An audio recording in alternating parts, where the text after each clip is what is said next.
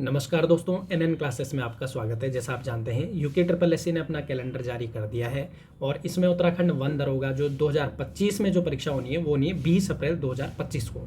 तो उत्तराखंड वन दरोगा में आप जानते हैं कि जो सिलेबस है उसमें 9th-10th स्तर की साइंस आनी है और साइंस के अंदर आपको पता है फिजिक्स, केमिस्ट्री और बायोलॉजी। तो आज हम यहाँ पर इस सेशन के अंदर बायोलॉजी का सिलेबस जो है डिस्कस करने जा रहे हैं और ये बहुत महत्वपूर्ण है क्योंकि देखिए पिछले साल जो बच्चे सेलेक्ट हुए हैं उनमें बायोलॉजी एक मेन फैक्टर था। जिन बच्चों ने बायोलॉजी अच्छे से की थी तो उनका सिलेक्शन ज़्यादा रेशियो में हुआ है। तो आज का जो सिलेबस मैं डिस्कस करूँगा इसे दो भागों में करूँगा। एक जो आयोग ने सिलेबस दिया है और दूसरा जो पिछले साल जो पेपर हुआ है उसमें जो 34 क्वेश्चन आए थे वो क्या उस सिलेबस से आए थे या फिर कौन से वो 34 टॉपिक हैं जिनसे आपके पिछले साल का जो है पेपर बना है। तो दो मैं आपको भागों में इसको करवाने जा रहा हूँ। पहले मैं डिस्कस करूँगा जो आयोग ने जो सिलेबस दिया है, फिर हम देखेंगे कि कौन से वो टॉपिक थे जिससे आयोग ने क्वेश्चन बनाए। तो सबसे पहले मैं आपको आयोग का सिलेबस डिस्कस करवा देता हूँ। तो देखो आयोग ने जो सिलेबस दिया है वो सीधे सीधे 9वीं और 10वीं की जो साइंस के अंदर जो बायोलॉजी है, जो विज्ञान की जो आपकी पुस्तक है उसके अंदर जो बायोलॉजी के जो चैप्टर हैं सीधे सीधे वो सारे जो है चैप्टर इसमें इंक्लूड करे हुए हैं। तो सबसे पहले पहला यहाँ पे देखिए यूनिट फर्स्ट जो है फूड नाम से, तो ये आपका जो क्लास जो 9th है उसकी जो ओल्ड एनसीईआरटी का जो चैप्टर नंबर 15 है ना, 15 नंबर चैप्टर जो है जिसका नाम है खाद्य संसाधनों में सुधार यानी इम्प्रूवमेंट इन फूड रिसोर्सेज। तो ये आपका चैप्टर है, चैप्टर नंबर 15 है।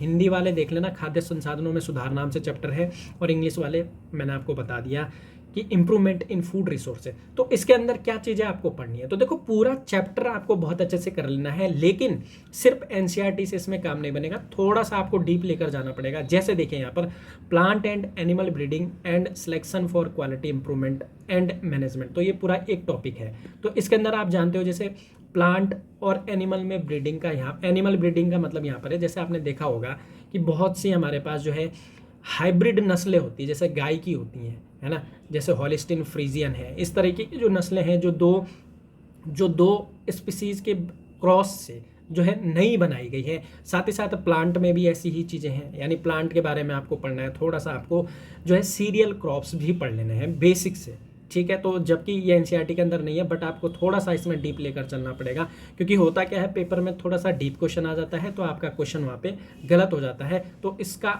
यही सबसे अच्छा ट्रीटमेंट है कि आप थोड़ा सा इसे डीप लेकर चलें। साथ ही साथ देखिए यहाँ पर आपको उर्वरकों के बारे में पढ़ना पड़ेगा, यानी फर्टिलाइजर क्या होते हैं। साथ ही साथ खादों के बारे में पढ़ना होगा, यानी हरी खाद ये जैसे ग्रीन मैन्योर होती है वो आपको पढ़ना पड़ेगा। साथ ही साथ यहाँ पे पेस्ट और डिजीज़ के बारे में आपको पढ़ना पड़ेगा।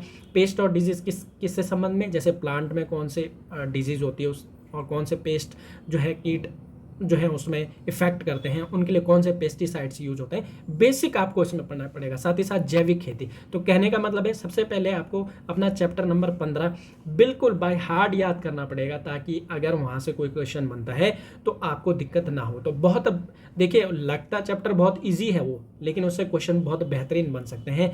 तो यहाँ पर चैप्टर नंबर 15 इन्होंने दे रखा है जो कि यूनिट फर्स्ट नाम से इन्होंने दिया है।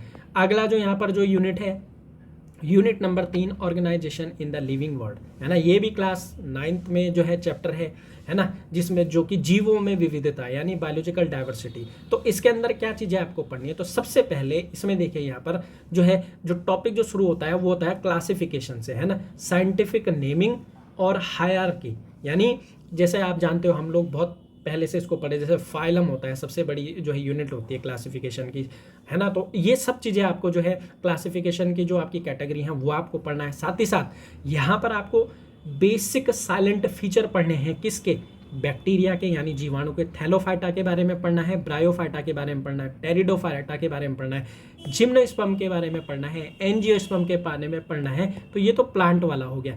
अब यहाँ पर एनिमल की अगर बात की जाए तो एनिमल में भाई आपको कॉर्डेटा, नॉन कॉर्डेटा और कॉर्डेटा याद रखिएगा। पिछला जो एग्जाम है उसमें 3 क्वेश्चन एनिमल किंगडम से आए हैं, 3 क्वेश्चन एनिमल किंगडम जंतु जगत से 3 क्वेश्चन पूछे गए हैं, है ना। आप पेपर उठाना उसमें देखना, जैसे प्लेक्वाइड सल्क यानी जो स्केल्स हैं वो पूछे गए थे। एक उन्होंने मैचिंग वाला क्वेश्चन दिया था, है ना, एक हाइड्रा वाला क्वेश्चन दिया था। हाइड्रा वाला क्वेश्चन तो हालांकि 11th क्लास का है बट एनिमल किंगडम का था। तो ये टॉपिक जो है बहुत महत्वपूर्ण है, ये बायोलॉजिकल डाइवर्सिटी। आप ये मान के चलिए 3 से 4 क्वेश्चन इस यूनिट से आने ही आने हैं, ठीक है। तो ये बहुत बेहतरीन तरीके से आपको करना है। और एक और चीज़ ध्यान देना, ये चैप्टर लगते ईजी हैं बट क्वेश्चन यहीं से आएगा, और अगर आपको अच्छी इसमें समझ नहीं है तो क्वेश्चन गलत ही होगा, ठीक है। तो इसके लिए कॉन्सेप्ट क्लियर होने बहुत ज़रूरी है। अगला देखिए टॉपिक क्या दे रखा है इन्होंने, तो इसमें इन्होंने सेल यानी कोशिका के बारे में दे रखा है। तो कोशिका के बारे में सब कुछ पढ़ना है ना। इन्होंने प्रॉपर दे रखा है यहाँ पर प्रोकैरियोटिक, यूकैरियोटिक, मल्टीसेलुलर ऑर्गेनिजम्स, साथ ही साथ सेल मेम्ब्रेन यानी कोशिका जो झिल्ली होती है उसके बारे में, सेल वॉल के बारे में पढ़ना है, सेल ऑर्गेनेल्स, कोशिका के अंदर जितने अंग होते हैं जैसे क्लोरोप्लास्ट हो गया, माइटोकॉन्ड्रिया, वैक्यूल्स हो गई, एंडोप्लाज्मिक रेटिकुलम हो गया, गोल्जी apparatus हो गया, न्यूक्लियस हो गया, क्रोमोसोम। कहने का मतलब है पूरी कोशिका के बारे में आपको बहुत बेहतरीन तरीके से पढ़ना है, ठीक है। तो ये यहाँ से ये यूनिट हो गए। अब देखिए ये जो है ना tissue, organ system and organisms, तो ये प्रॉपर एक बहुत बड़ा टॉपिक है। और टिश्यू याद रखना, पिछले साल टिश्यू से 2 क्वेश्चन आए, एनिमल टिश्यू से भी पूछा गया है क्वेश्चन और प्लांट टिश्यू से भी, दोनों से एक एक क्वेश्चन पूछे गए हैं। आप पेपर उठा के देखना, ठीक है। तो और आपको अच्छे से इनको पढ़ना है। और देखो ये क्वेश्चन तभी सॉल्व होते हैं जब आपको उनके कॉन्सेप्ट क्लियर हो, ठीक है। तो देखिए यहाँ पर इन्होंने लिखा हुआ है structure and function of animal and plant tissue. तो कहने का मतलब है एनिमल और प्लांट टिश्यू आपको दोनों बेहतरीन तरीके से पढ़ने हैं, ठीक है। अगला जो है यहाँ पर जो है health and disease, health and disease से इन्होंने 3 से 4 क्वेश्चन दिए हैं, है ना। 3 से 4 क्वेश्चन आप उठा के देखिए, पेपर को उठा के देखो, उसमें हेल्थ और डिजीज से संबंधित उन्होंने 3 से 4 क्वेश्चन दिए हैं। अब देखिए इसके अंदर क्या पढ़ेंगे हम, इन्फेक्शियस यानी संक्रमण वाले रोग और जो संक्रामक रोग नहीं होते, दोनों के बारे में पढ़ना है। उनके काउजेज क्या हैं, मतलब किन वजह से ये होते हैं। तो ये टॉपिक भी बहुत महत्वपूर्ण है भाई, है ना। इसमें आप देखना जैसे उन्होंने वायरस से जो है डिजीज पूछी थी, है ना। वायरस में उन्होंने थोड़ा सा डीप पूछ लिया था, उसमें जेनेटिक मटेरियल उन्होंने पूछ लिया था कि किसमें सिंगल स्ट्रैंड आरएनए है। साथ ही साथ उन्होंने एक क्वेश्चन पूछा था कि जो क्यूलेक्स मच्छर है वो किसका जो है वेक्टर है, तो उसमें वुचेरिया ब्रैंकोफाटाई था, उन्होंने प्रोटोजोआ दे रखा। तो थोड़ा सा डीप लेके चलना पड़ेगा इसमें, है ना, तब जाके वो उस तरीके के क्वेश्चन जो है आपके टैकल होंगे। और हमने जो क्लासें करवाई थी उसमें एडवांस बायोलॉजी में मैंने वो सारे टॉपिक करवा रखे। जो बच्चों ने वो एडवांस बायोलॉजी भी पढ़ी थी, क्योंकि मैं पहले दिन से बोल रहा था कि एडवांस भी पढ़ लेना, तो जिन बच्चों ने किया तो वो आसानी से क्वेश्चन करके चले गए, है ना। साथ ही साथ देखिए जैसे यहाँ पे डिजीज काउज बाय माइक्रोब्स, अब माइक्रोब्स किससे होने वाले रोग, जैसे वायरस से कौन से होते हैं, बैक्टीरिया से कौन से होते हैं, प्रोटोजोआ से कौन से होते हैं, है ना। बाकी उनसे बचने के, उनके ट्रीटमेंट के, और जैसे पल्स पोलियो अभियान, ये सब हम इसके अंदर करेंगे, ठीक है। साथ ही साथ आप जानते हो इन्होंने एक क्वेश्चन पूछा था बैक्टीरिया और वायरस में कंपैरिजन, कि बैक्टीरिया और जो वायरस है उन दोनों में क्या फ़र्क होता है ना। तो इसको भी इसके अंदर हम करेंगे, थोड़ा सा डीप लेकर चलेंगे, है ना। इस बार जो क्लासेस शुरू हो रही हैं 21 तारीख से हो रही हैं, और मैं ऐसी उम्मीद करता हूँ, वैसे काफ़ी बच्चे उसमें जुड़ गए हैं, तो मैं ये उम्मीद करता हूँ कि आप ये ना कहें कि सर थोड़ा डीप हो रहा है। भाई देखो हो यही रहा है, एग्जाम में एग्जामिनर डीप ही पूछ रहा है, फिर आप बोलते हैं कि अरे यार ये क्वेश्चन, देखो टीचर जो करा रहा है, आप यकीन मानो उत्तराखंड में विज्ञान वर्ग में आज से नहीं 2017-18 से हम लोग पढ़ा रहे हैं, और हर एग्जाम में हमारे बच्चे सेलेक्टेड हैं। हर एग्जाम कोई भी उठा लो आप, LEO उठा लो, लैब असिस्टेंट अभी हाल में ही हुआ है, काफ़ी बच्चों का चयन हो रखा है, काफ़ी जो है अपना DV करवा के आ रखे हैं। स्केलर में भी होगा, वन दरोगा में तो काफ़ी बच्चे हैं, है ना। तो आप जो हम चीज़ें आपको बताएंगे वो फॉलो करना, आपको बहुत बेहतरीन कॉन्सेप्ट और बेस आपका तैयार हो जाएगा, ठीक है। अगला देखो, अगला जो इनका, अब देखो यहाँ तक का जो इनके टॉपिक जो दिए हैं ये है क्लास 9 यहाँ तक के, 1 मिनट को, ये यहाँ तक के, ये नेचुरल रिसोर्सेज तक के जो इनके टॉपिक हैं ये क्लास 9 तक के। अब देखो जैसे यहाँ पे आवर इन्वायरमेंट नाम से इन्होंने टॉपिक का नाम दिया, तो इसके अंदर आपको क्या पढ़ना है, इसके अंदर आपको वायु के बारे में पढ़ना है, यानी एयर, वाटर के बारे में पढ़ना है, सॉइल के बारे में पढ़ना है। तो सबसे पहले आपको पता होना चाहिए भाई कि एयर और विंड में क्या फ़र्क होता है ना। एयर अलग चीज़ होती है, विंड अलग चीज़ होती है, ठीक है। अब देखो जैसे इन्होंने रेस्पायरेशन के लिए एयर यहाँ पे बताया, तो ये हमारा रेस्पायरेटरी सिस्टम में जो है आपका कवर हो जाएगा, ठीक है। साथ ही साथ यहाँ पे इन्होंने जो है जो यहाँ पर इन्होंने दे रखा है, जो इंपॉर्टेंट इसके अंदर जो टॉपिक है वो है air and its role in bringing rains across India. तो ये एक तरीके से मानसून के बारे में यहाँ पर जो है हम लोग इसके अंदर पढ़ेंगे, मानसून के बारे में कि किस तरीके से इंडिया में मानसून आता है ना, इसको हम इसके अंदर पढ़ेंगे। साथ ही साथ एयर वाटर सॉइल पोल्यूशन को इसमें पढ़ेंगे, ठीक है। ओजोन लेयर के बारे में और उसमें जो आप जानते हो उसके अंदर जो होल हो रहा है उसके बारे में हम लोग पढ़ेंगे।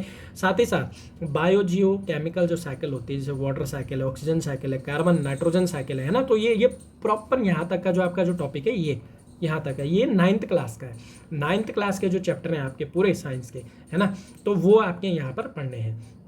अब इसके बाद जो अगला जो टॉपिक है वो है क्लास 10th, है ना। तो क्लास 10th का यहाँ पर जो है आपका जो है यूनिट दे रखा है जिसमें वर्ड ऑफ लिविंग। अब इसके अंदर देखो ये दिख तो इतना रहा लेकिन ये बहुत बड़ा चैप्टर है, ठीक है। सबसे पहले यहाँ पर देखिए लाइफ प्रोसेसेस, ये जैव प्रक्रम नाम से आपके पास जो है चैप्टर का नाम है ना, जैव प्रक्रम नाम से जो है आपके चैप्टर का नाम है क्लास 10th के अंदर। तो उसके अंदर हम क्या देखेंगे भाई, उसके अंदर हम न्यूट्रिशन पोषण को देखेंगे, है ना। साथ ही साथ मानव का जो पाचन तंत्र है उसको देखेंगे, रेस्पिरेशन श्वसन तंत्र देखेंगे, ट्रांसपोर्ट एंड एक्सक्रीशन, है ना, जो परिवहन, और साथ ही साथ जो एक्सक्रीशन यानी जो उत्सर्जन तंत्र है जो ह्यूमन का और प्लांट का भी और एनिमल का भी, इन सबको इसके अंदर देखा जाएगा। यानी क्लास 10th के जो ये चैप्टर है जैव प्रक्रम नाम से इसको पूरा पढ़ेंगे। साथ ही साथ जो प्लांट के जो ट्रॉपिक मूवमेंट हैं, मूवमेंट होते हैं प्लांट में अलग अलग प्रकार के, उसको हम देखेंगे। साथ ही साथ प्लांट हार्मोन, है ना, इससे भी क्वेश्चन आ रखा है, पिछली बार एक क्वेश्चन आ रखा है। और फिर ये देखिए प्लांट हार्मोन्स हो गया, कंट्रोल एंड कोऑर्डिनेशन ये चैप्टर का नाम है। साथ ही साथ एनिमल के जो आपके यानी जो मानव के जो हार्मोन है उसके बारे में, उससे भी एक क्वेश्चन आया, मतलब यहाँ से एक क्वेश्चन और यहाँ से भी एक क्वेश्चन इसमें आया है। साथ ही साथ इन्वॉलंटरी एंड रिफ्लेक्स एक्शन, तो ये एक्शन जितने भी हैं, है ना, जो ब्रेन से जो कंट्रोल होते हैं वो सब हम इसके अंदर देखेंगे।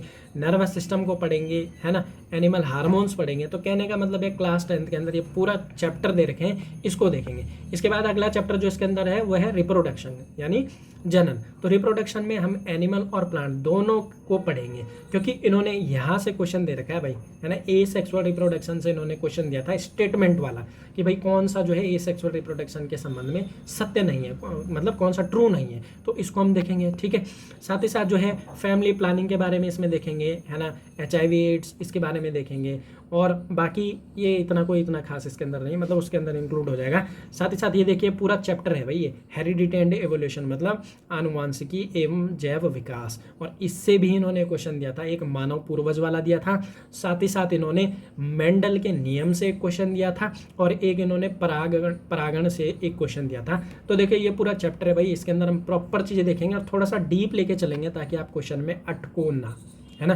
क्योंकि फिर होता क्या है कि हम लोग ये सोचते हैं कि हाँ भाई 10th तक आएगा, हम जब आपको डीप कराते तो फिर बच्चों को ये इशू होता है कि सर डीप हो रहा है। देखो इस बार क्या है, लास्ट मौका है, उत्तराखंड वंदर होगा शायद, आई थिंक इसके बाद ये पेपर एग्जाम बहुत लंबे समय बाद आएगा। तो इस बार प्रॉपर जान लगा दो, जो चीज़ें बोलेंगे वो फॉलो करना, अभी समय भी है और आप अच्छे से पेपर क्लियर भी कर जाओगे, ठीक है। तो ये पूरा चैप्टर है, इसको हम अच्छे से इसके अंदर देखेंगे। फिर इसके बाद देखिए इसमें जो लास्ट जो है वो है नेचुरल रिसोर्सेज, है ना, नेचुरल रिसोर्सेज है, ये भी क्लास 10th के इसमें चैप्टर दे रखे हैं। कंजर्वेशन ऑफ नेचुरल रिसोर्सेज, मतलब जो हमारे प्राकृतिक संसाधन है उनको किस तरीके से बचाया जा सकता है, जिसके अंदर फॉरेस्ट आ जाता है, वाइल्ड लाइफ आ जाती है ना। अब बाकी वाइल्ड लाइफ के अंदर फिर आपको नेशनल पार्क और जो आपके टाइगर रिजर्व से भी क्वेश्चन आया था पिछली बार एक, है ना। तो ये सब चीज़ें इसके अंदर आएगा। बाकी इसमें देखो कोयला हो गया, पेट्रोलियम हो गया, है ना, और साथ ही साथ इन सबको बचाने के लिए लोगों के द्वारा क्या यहाँ पर कदम उठाया गया, जैसे बहुत से इन्वायरमेंट से रिलेटेड आपके मूवमेंट आ जाते हैं यानी आंदोलन आ जाते हैं, तो वो इसके अंदर सारा आपका कवर होगा। साथ ही साथ देखिए यहाँ पे द रीजनल इन्वायरमेंट, या इसमें बिग डैम्स यानी बड़े बांधों के बारे में पढ़ेंगे। बांधों के बारे में हमने पिछले बार भी पढ़ा था लेकिन इससे क्वेश्चन आया नहीं था, हो सकता है मे भी इस बार आ जाए, बट हम टॉपिक को बहुत अच्छे से करेंगे। साथ ही साथ देखिए इसमें वाटर हार्वेस्टिंग, है ना, ये टॉपिक है, इसमें वाटर हार्वेस्टिंग बहुत लंबे समय से जो है इसके मेथड्स चले आ रहे हैं, है ना। जैसे आपने पढ़ा होगा भाई, जैसे कुल होता है ना, और बहुत से रीजनल तरीके होते हैं वाटर हार्वेस्ट करने के लिए, है ना। तो उन सबको इसमें पढ़ेंगे। आप देखिए सोर्स ऑफ एनर्जी यानी ऊर्जा के स्रोत, प्रॉपर चैप्टर है आपकी क्लास 10th में, है ना, ऊर्जा का सोर्स। तो इसके अंदर हम जो है आपकी कन्वेंशनल और नॉन कन्वेंशनल एनर्जी सोर्सेज के बारे में पढ़ेंगे। फॉसिल फ्यूल हो गए, सोलर एनर्जी हो गई, बायोगैस हो गई, विंड एनर्जी हो गई, वाटर टाइडल एनर्जी हो गई, न्यूक्लियर एनर्जी हो गई, रिन्यूएबल और आपका वर्सेस नॉन रिन्यूएबल सोर्सेज के मतलब तुलनात्मक रूप से इसको पढ़ेंगे। तो कहने का मतलब है एनर्जी के बारे में पढ़ेंगे प्रॉपर, और एनर्जी से 2 क्वेश्चन आए थे पिछले बार, है ना। अभी मैं आपको 34 जो टॉपिक है वो दिखाऊंगा, तो उसमें आपको सब समझ आ जाएगा। पेपर उठा के देखना उसके बाद, तो आपको समझ आ जाएगा हाँ वास्तव में इन्होंने क्वेश्चन पूछे। अगला अवर इन्वायरमेंट, हमारा पर्यावरण, तो इकोसिस्टम पारिस्थितिकी तंत्र, है ना। 2 क्वेश्चन आए पिछले बार। इन्वायरमेंटल प्रॉब्लम्स इसमें देखने हैं, पॉल्यूशन, ये सब चीज़ें इसके अंदर आ जाती है। सॉल्यूशंस देखने हैं, biodegradable and non biodegradable substance जो होते हैं उनके बारे में पढ़ेंगे। साथ ही साथ ओजोन में जो क्षय हो रहा है उसके बारे में पढ़ेंगे। तो कहने का मतलब क्या है, कहने का मतलब ये है भाई, देखो क्लास 9th के बायोलॉजी और इन्वायरमेंट के 6 चैप्टर, क्लास 10th के बायोलॉजी और इन्वायरमेंट के 7 चैप्टर। कहने का मतलब है कंप्लीट 9th एंड 10th की बायोलॉजी, ठीक है। और हम जो क्लास शुरू करेंगे उसमें लेके चलेंगे थोड़ा डीप, ठीक है, डीप लेके चलेंगे ताकि बायोलॉजी में आपको दिक्कत ना हो, क्योंकि फिजिक्स केमिस्ट्री आप बहुत आसानी से कर जाओगे। कॉन्सेप्ट पढ़ने जो सर मैक्सवेल सर जो आपको पढ़ाएंगे, मैक्सवेल सर जो आपको पढ़वाएंगे उसको अच्छे से आपको कर लेना है, बस कोई दिक्कत नहीं होने वाली, ठीक है। टोटल 13 चैप्टर हैं, ये आपको अच्छे से कर लेने हैं, ठीक है। तो अब मैं आपको डिस्कस करवाता हूँ कि पिछले बार जो पेपर बना था वो किन टॉपिक से बना था। अब आप जो है पेपर उठाना और इन टॉपिक को फिर मैच करना। तो सबसे पहला जो क्वेश्चन था आपका, तो सबसे पहला जो क्वेश्चन है वो था आपका विटामिन से, है ना। पेपर उठाना फिर टॉपिक देखना। अब ये विटामिन वाला जो हमारी क्लासेस हुई थी हमने इसको करवाया था। दूसरा जो टॉपिक था रोग एवं वाहक मच्छर, डिजीज एंड वेक्टर मॉस्क्यूटो, तो इसमें आपके जो है मेनली जैसे क्यूलेक्स मच्छर पूछा था कि क्यूलेक्स मच्छर किसका जो है वेक्टर होता है, तो वो होता है भाई वुचेरिया ब्रैंकोफटाई, जिसे एलिफेंटाइसिस, है ना, हाथी पाँव नाम से जिससे रोग होता है उसका क्वेश्चन पूछा था। साथ ही साथ जैसे एनाफिलीज मच्छर है, ये सब मच्छर हम इसके अंदर देखेंगे। जैसे टाइगर मच्छर है, तो सारे हम इसके अंदर देखेंगे। मतलब कहने का मतलब है पहले मैं आपको ये वाला सिलेबस करवाऊंगा, देन मैं आपको रैंडम चेक से हम यहाँ से टॉपिक शुरू करेंगे, ये टॉपिक नंबर 1 से, है ना, और पूरा सिलेबस आपका इसके अंदर कवर हो जाएगा। तीसरा प्लांट टिश्यू से एक क्वेश्चन आया था, आसानी से हो जाएगा, कोई इशू इसके अंदर नहीं है। पॉलिनेशन, तो पॉलिनेशन में इसमें इन्होंने जो है एक टॉपिक पूछा था इमैस्कुलेशन यानी विपुंसन से, है ना, कि इमैस्कुलेशन क्यों किया जाता है। तो ये परागण को हम पूरा टॉपिक इसके अंदर देखेंगे और साथ ही साथ थोड़ा डीप लेके चलेंगे ताकि आपका क्वेश्चन गलत ना हो। नेक्स्ट जो है म्यूटेशन, उत्परिवर्तन से इन्होंने क्वेश्चन पूछा था, मतलब सीधे सीधे इन्होंने परिभाषा पूछी थी म्यूटेशन क्या होता है ना, मतलब जो सडनली जो चेंजेस आते हैं उनको क्या कहते हैं, तो म्यूटेशन उसका आंसर था।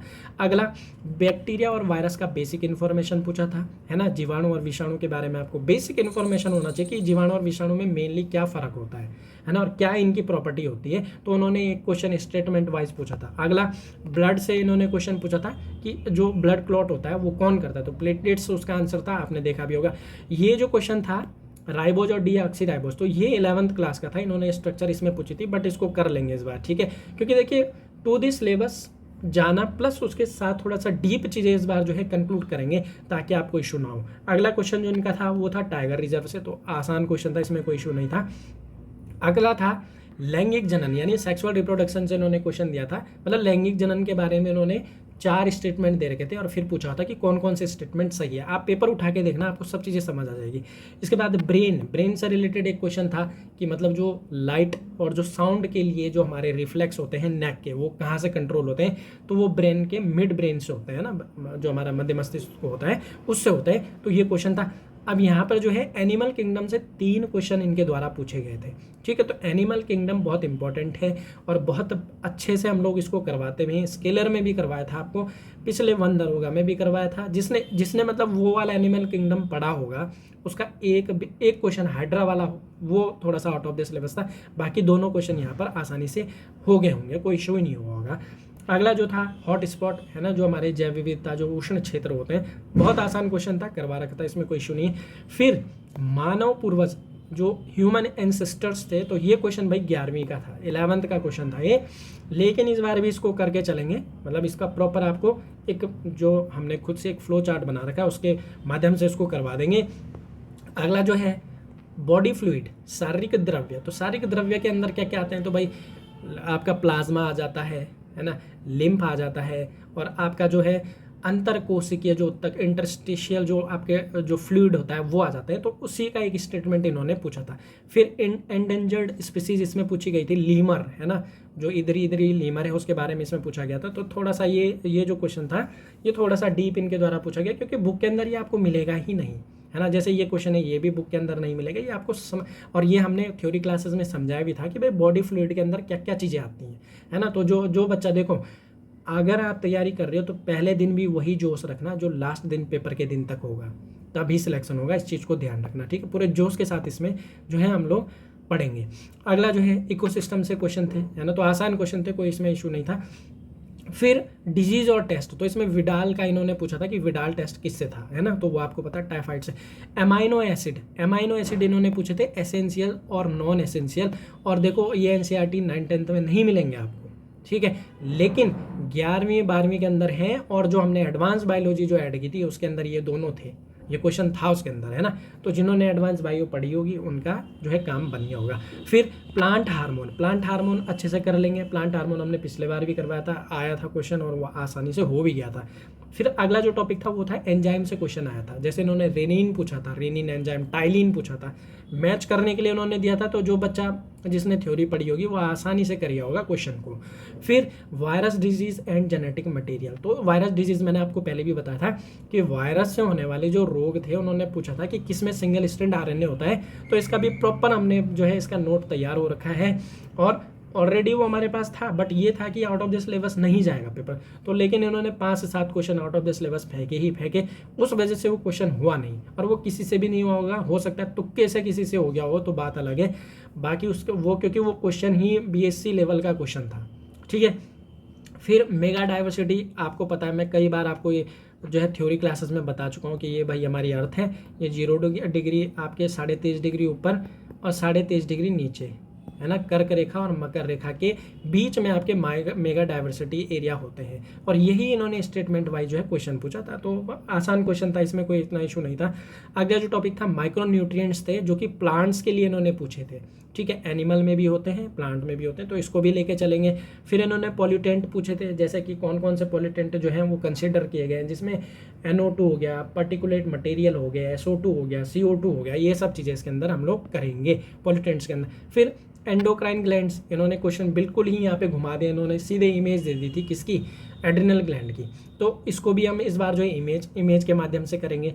फिर मेंडल के नियम से इन्होंने क्वेश्चन पूछा था कि मेंडल के नियम के इन्होंने क्वेश्चन क्या पूछा था, क्वेश्चन ये पूछा था कि अगर आपको जो है ये पता करना है कि जो लक्षण है, जो आपका ट्रेड्स है वो रेसेसिव है या डोमिनेंट है, यानी वो आपका प्रभावी है या प्रभावी, तो उसके लिए कौन सा आपको जो है क्रॉस करना होता है, तो उसके लिए मोनो हाइब्रिड क्रॉस यानी एक संकर क्रॉस किया जाता है ना। तो ये यहाँ पर हम दोनों ही क्रॉस करेंगे, नियम भी पढ़ेंगे, दोनों क्रॉस में आपको बताऊंगा कौन किसके लिए होता है, ठीक है। सीधे सीधे एनसीईआरटी का क्वेश्चन था। अगला जो इनका लास्ट जो टॉपिक था वो था एनिमल टिश्यू, तो एनिमल टिश्यू में इन्होंने पूछा था आपका पक्षमाभी उपकलाओत्तक यानी सिलेटेड एपिथेलियल टिश्यू का इनका क्वेश्चन पूछा था। तो ये आपके 28 जो है वो टॉपिक है जहाँ से आपके 34 क्वेश्चन बने थे। तो ये टॉपिक हम लोग क्या करेंगे, पहले तो मैं आपको ये चीज़ें करवाऊंगा, पूरा ये सिलेबस जो है इस सिलेबस को पूरा करवाऊंगा, देन उसके बाद हम एक ऐसे टॉपिक वाइज पढ़ेंगे, मतलब विटामिन को देखेंगे, फिर ये देखेंगे कि हाँ भाई ये हो गया ये हो गया ये हो गया, तो इस तरीके से पूरा इसको क्रॉस चेक करेंगे ताकि आपका एक भी क्वेश्चन जो है गलत ना हो, ठीक है। तो इस बार जो है इस तरीके से करेंगे, और इसी तरीके से करना। अगर कोई सेल्फ स्टडी भी बच्चा पढ़ रहा है तो भाई इसी तरीके से पढ़ना, तभी पेपर में नंबर अच्छा आएगा, ठीक है। अगर आप सेल्फ स्टडी कर सकते हो तो सेल्फ स्टडी करो, तो लेकिन इस तरीके से करना जो मैंने आपको बताया, क्योंकि आप देखो यहाँ पर जो है आपका जो एग्ज़ाम का डेट है वो है 20 अप्रैल, है ना।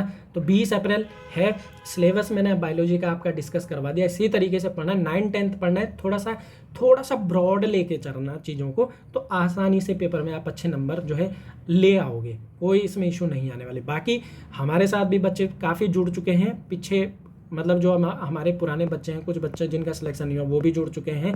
तो ये हमारा बैच है जो शुरू हो रहा है 21 अक्टूबर से, ठीक है, 21 अक्टूबर से शुरू हो रहा है, मतलब नेक्स्ट वीक शुरू हो जाएगा। हिंदी इंग्लिश दोनों में करवाएंगे, फिजिक्स केमिस्ट्री करवाएंगे योगेश सर, बायोलॉजी इन्वायरमेंट मैं करवाऊंगा। अगर सिलेबस में कोई चीज़ें चेंज होती हैं तो वो भी आपको इसी बैच में करवा दी जाएगी। अब बैच में क्या चीज़ें हैं, कैसे होंगी, तो मॉर्निंग में और रात में क्लास होंगी, ठीक है। बहुत से बच्चे जॉब वाले होते हैं तो आपको दिक्कत नहीं होगी। मॉर्निंग क्लास होगी 7:30 बजे जो कि बायोलॉजी की होगी, और रात की क्लास होगी 9:30 बजे जो कि फिजिक्स और केमिस्ट्री की होगी, जो योगेश सर करवाएंगे। मीडियम क्या होगा, हिंदी इंग्लिश दोनों, बायलिंगुअल हम लोग समझाते हैं, जैसे मैं आपको अभी समझा रहा हूँ, हिंदी इंग्लिश दोनों में समझाएंगे। और प्रॉपर जो हम लोग पीपीटी जो पीडीएफ आपको जो हम लिख के, क्योंकि देखो हमारी क्लासेस में ऐसा नहीं है कि पीपीटी लगा दी और बस अब वो पढ़ा दिया ना, हम प्रॉपर लिख के आपको समझाएंगे कि हाँ भाई ये ऐसे होता है, ये ऐसे होता है, तो आपके नोट्स भी क्लास में ही रेडी हो जाएंगे, ठीक है। क्लासेस क्या होंगी, मंडे टू फ्राइडे होंगी भाई लाइव क्लासेस, सैटरडे को टेस्ट होगा, संडे को हम उसका एक्सप्लेनेशन करेंगे। अब ये सब चीज़ें आपको कहाँ पर मिलेंगी, तो ये मिलेंगी भाई, आप प्ले स्टोर में जाओ, NN क्लासेस एप्लीकेशन को सर्च करो, ठीक है, एप्लीकेशन डाउनलोड करो। प्रोसेस बता दे रहा हूँ कैसे आपको लॉगिन करना है, क्योंकि बहुत से बच्चों को कोर्स ही शो नहीं होता है। तो देखो जैसे ही आप ऐप इंस्टॉल करोगे, उसे ओपन करोगे, तो सबसे पहले मोबाइल नंबर डालने के लिए आएगा, मोबाइल नंबर डालना, आपके मोबाइल नंबर पे आएगा एक OTP, फिर उस OTP को डालना। उसके बाद ये वाली विंडो खुलेगी, यहाँ पर अपना नाम डालना, यहाँ पे डालना ईमेल ID। बहुत से बच्चे इस वाले ऑप्शन को ऑन करते हैं, भाई इसको ऑन मत करना, इसको ऐसे बंद ही रहने देना, ठीक है। तो यहाँ पे नाम डालना, ईमेल ID डालना, बस ये वाला ब्लू हो जाएगा, इस पर ओके करना, आपका बैच जो है ऐप जो है ओपन हो जाएगा, और होम स्क्रीन पे ही आपको उम्मीद बैच जो हमारा 21 तारीख से शुरू हो रहा है ये शो हो जाएगा। इसकी फीस है मात्र 1499। इसमें आपको पूरा सिलेबस कवर करेंगे, टेस्ट करेंगे, इसके अतिरिक्त कुछ करने की ज़रूरत नहीं है, ठीक है। मतलब हमारी तरफ से कुछ करने की ज़रूरत नहीं है, सब चीज़ें इसके अंदर होगी। कोई क्लास अगर मतलब कोई सब्जेक्ट अगर ऐड होता है तो वो भी हम इसी के अंदर करवा देंगे। कैसा है आपको इसमें इनरोल होना है, क्योंकि इसमें ऑलरेडी काफ़ी बच्चे ऐड हो गए हैं। बाय नाउ पर क्लिक करना, देन आपकी इस तरीके की स्क्रीन यहाँ पर ओपन हो जाएगी। फिर यहाँ पर नीचे देखिए टोगल और आएगा बाय नाउ, तो इस बाय नाउ पर फिर क्लिक करना, फिर आपका सीधे जो है इस तरीके से पेमेंट विंडो ओपन हो जाएगा। यहाँ पर आप इसे स्कैन करके भी फीस सबमिट कर सकते हैं, या फिर आप गूगल पे, फ़ोन पे, इस माध्यम से भी अपनी फीस जो है सबमिट कर सकते हैं। तो देखिए जो बच्चे तैयारी करना चाहते हैं उनका स्वागत है भाई। बाकी आप अगर सेल्फ स्टडी भी करना चाहो कोई इशू नहीं है, आप खुद से तैयारी कर सकते हो, बट आप जो फॉर्मेट जो रखना तैयारी के लिए वो टू दी सिलेबस रखना, और साथ ही साथ कुछ इस तरीके से जो है अपनी तैयारी जो है करना, जैसे मैंने आपको बायोलॉजी का भी पूरा सिलेबस बताया है, इस तरीके से करना, मतलब हर कॉन्सेप्ट को कवर करके चलना, ठीक है।